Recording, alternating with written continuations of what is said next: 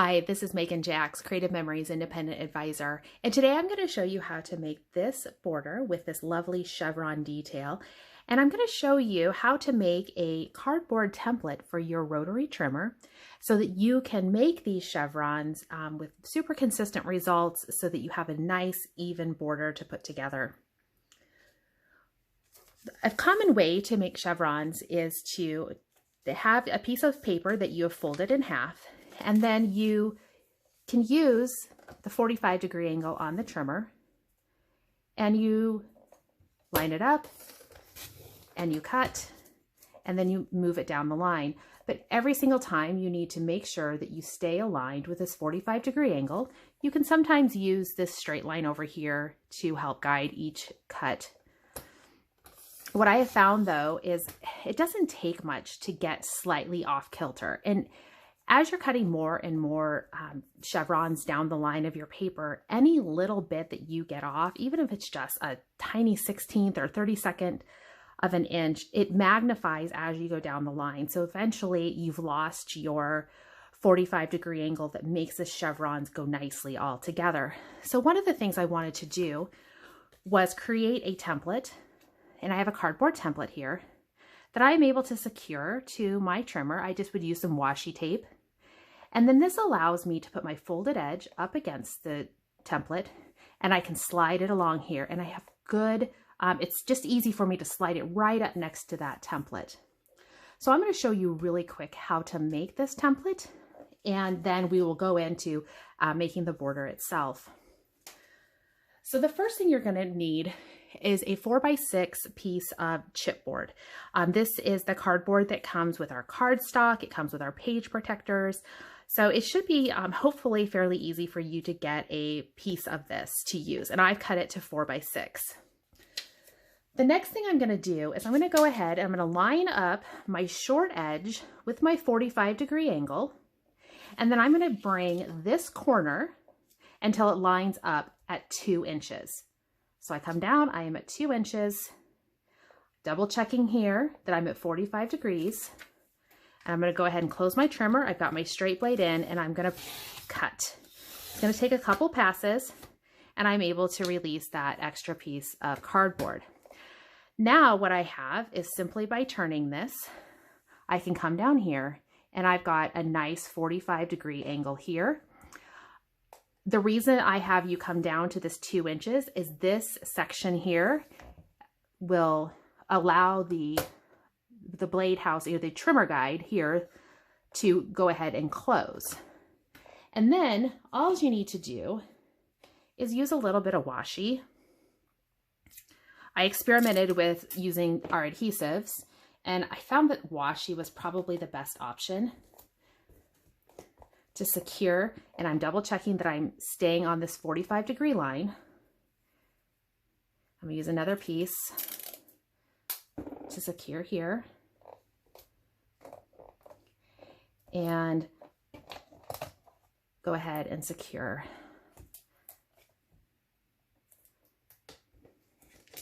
So now I've got this template in place that I'm ready to go ahead and start making my border.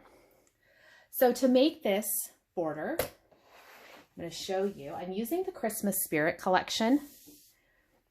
And what I've got here is I've got a 2-inch piece of the plaid and Santa hat paper. I've got a 2 1/8 inch piece of white cardstock.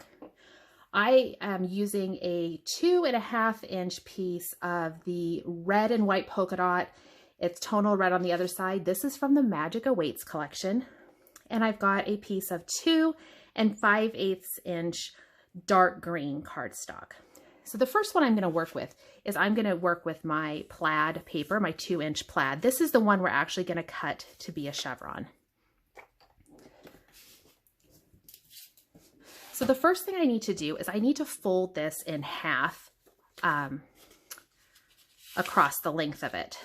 So one of the ways I found to do this is to line it up here at the bottom and kind of start your fold. And once I kind of get things going, I can bring it down here And I can actually kind of just use my trimmer guide to help keep it going. And I'm going to do just a nice fold line there. I tried scoring, but I found that if I was off ever so slightly, that meant my chevrons were just a little off kilter. So I decided that it was easier to do this way, just in case I was slightly off center. So now I have a nice folded piece of paper, and now I can slide my folded edge up to my template. One thing to note, if I was going to put my open side here, there is a possibility, or if you're using a single sheet, that you could end up sliding underneath the template. So it definitely works best if you have a folded edge.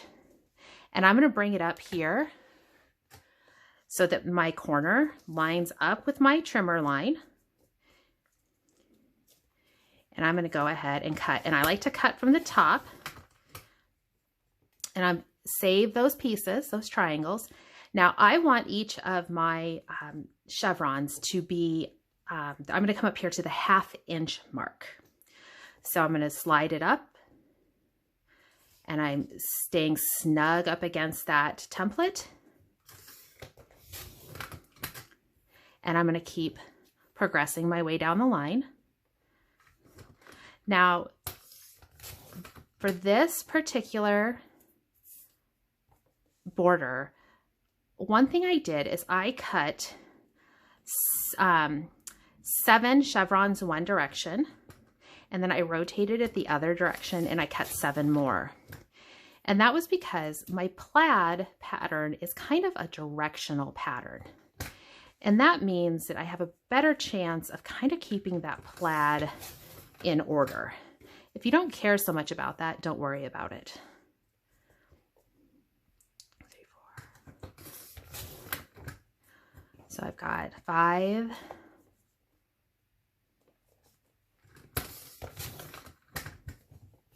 And I am lining them up over here on the side of my trimmer.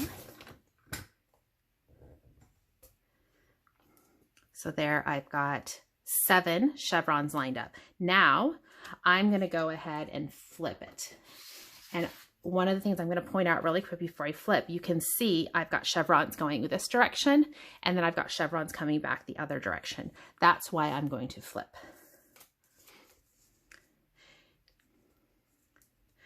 So the same thing, just the other direction. I'm going to keep track of my triangle pieces, and I would come back up here. And once again, I am coming to the 1/2 inch mark on the other side of my trimming mat, keeping snug.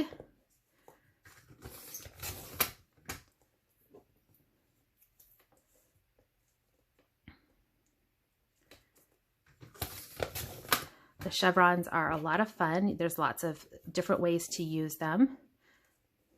I could have them go all the same direction. You can play around with it, try a herringbone pattern. You can vary the width that you're cutting. I'm doing mine all uniform, but you could certainly vary them if you want one side to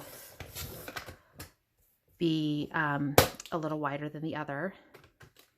So I've got one more, and at this, I'm going to come in here. I'm actually going to cut right. You should be able to get exactly 7 on each side. And I've got just this lovely little square piece. So we are done with the trimmer. So I'm going to go ahead and set that aside. Now it's time to go ahead and we're going to build our border.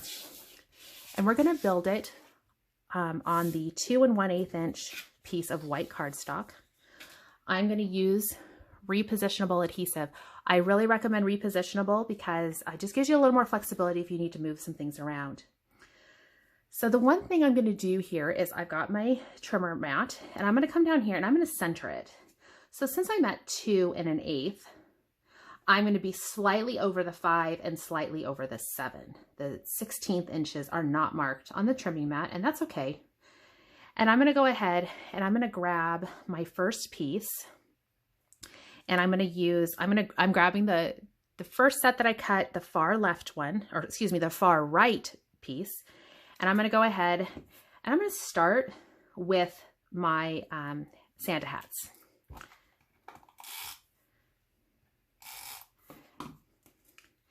And what I found when I started this, I came up so that my chevron line, the bottom here of my chevron, was at 3/4 of an inch. And I've got only a little bit on each side. I've only got about that 1/16 of an inch on either side. So I'm coming up here at 3/4 of an inch. And I've got about a 1/16 of an inch on either side. And then once I lay that first one down, I'm then just going to start building from there. The next one that I'll be doing is going to be the plaid, and I only want about a 1/16 of an inch in between. And here I'm paying attention to each side so I can try to keep it as centered on my white as possible. My next one will be the Santa hats.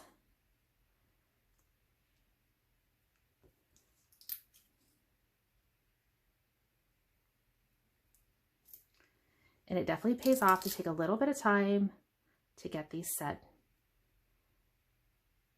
as evenly as possible, making sure I've got that white coming through on each side.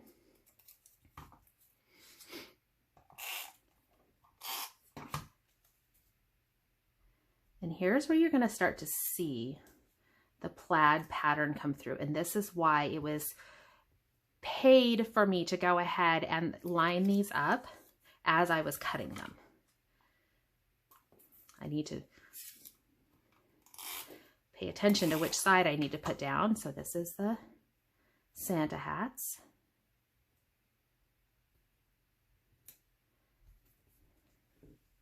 I certainly could butt these up against each other, but I liked that little bit of white in between, kind of looks like white grout. Gives that nice detail to pop.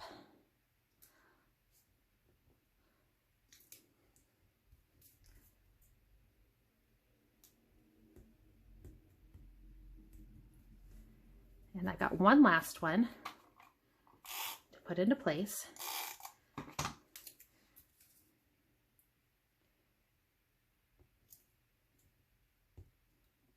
And I can see I've gotten off just a little bit on the top side.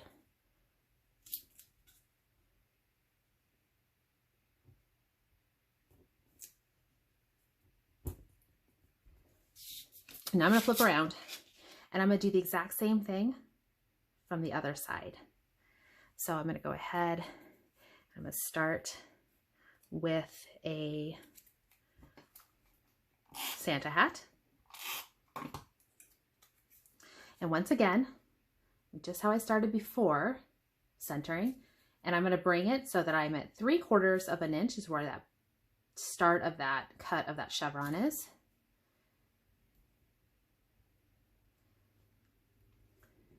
And then I just keep building. So this part of the video is a little tedious, but hopefully you stick with me and see how it turns out at the end.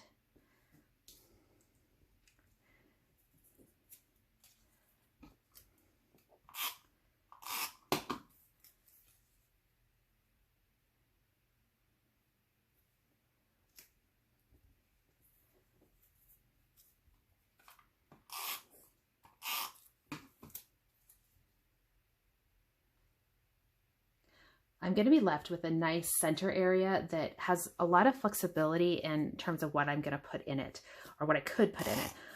Since I'm using paper that has the Santa hats, and I did that wrong, I'm going to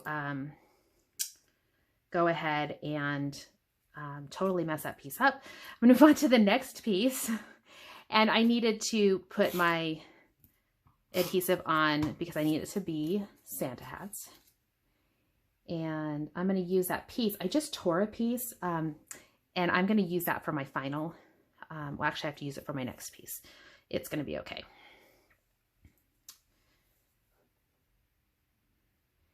The nice thing about using the plaid is that it's going to hide that rip that I put in there accidentally.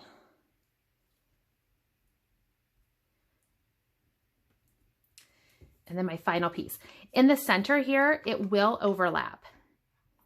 And that's why we're going to use, I'm going to use one of the embellishments in the middle here. So it's not a big deal that it overlaps at all. In fact, it's kind of a nice detail.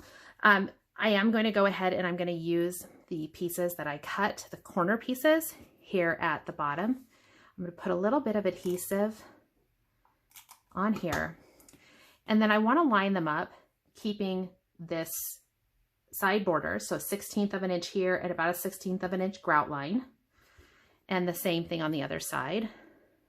I'm going to come in with my trimmer or a pair of scissors and I'll clean off this edge. So I'll do that on both ends. A little bit of adhesive. Nice thing about the repositionable is any excess I can just rub right off. But rub gently so that you don't tear your paper, which is exactly what I did a little bit ago. So now I can go ahead and I'll grab my trimmer and I'm going to come in and clean off these edges.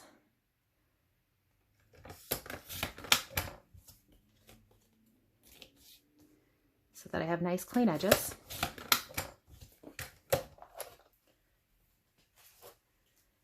Now the next part is super easy. I'm just gonna go ahead and layer them on the other pieces. So my next piece is the 2.5 inch piece of the red and white polka dot. This is from the Magic Awaits collection. I'm gonna apply some adhesive on the back and I'm gonna center it. And what I like here is I've got this nice polka dot detail. So when you go to cut this polka dot piece of paper from the Magic Awaits collection, go ahead and cut it so that you get a nice edge with the polka dots. And then you should find that the 2.5 inch width should get you to another clean edge to line up your polka dots. And then my next piece is the 2 5/8 inch piece of dark green.